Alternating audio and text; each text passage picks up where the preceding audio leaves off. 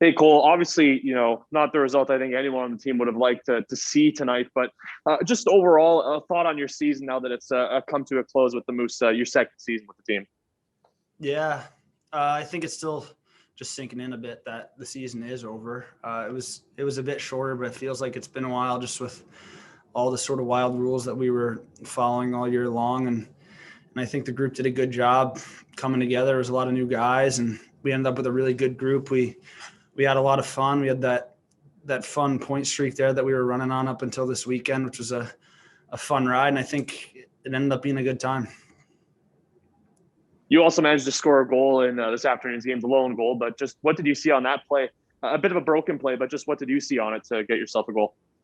Yeah, I think Hads had a really good skate, sort of a one-man breakout from our end. He managed to put it deep. Goalie went to play it. Kriegs with a really good stick, and then sort of just almost an empty net for me to just put it home there. And last one for me, you touched on Victor's game. I mean, he came into this game slated to be a forward, then after some penalties, just moved back to D. He's still such a young guy. Just what did you think of his performance at both ends of the ice, really? Yeah, it's awesome. Like you said, it's pretty cool how he plays forward, he plays D. He was out of the lineup for a while. He jumps right back in. He battles for us.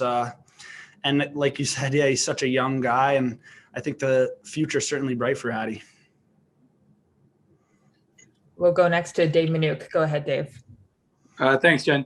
Well, you touched on it in one of your answers to Austin about how much fun this team has had. So obviously the season's over. We'll do end of season media availability, but if you can just quickly reflect just how much fun from, your years of playing on hockey teams, does this group factor in terms of, like I said, all the years against you that you've played?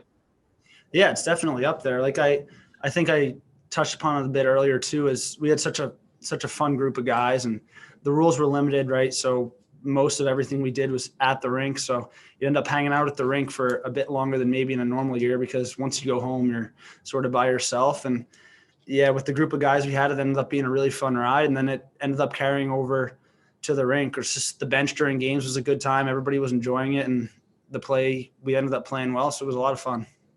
And how much better is that from your perspective as a developing player? Obviously just your second year as a pro. So from that environment, Coach Vincent talks about how much better it is to win. So how much better is it from your perspective, from a development point, to be in that sort of environment?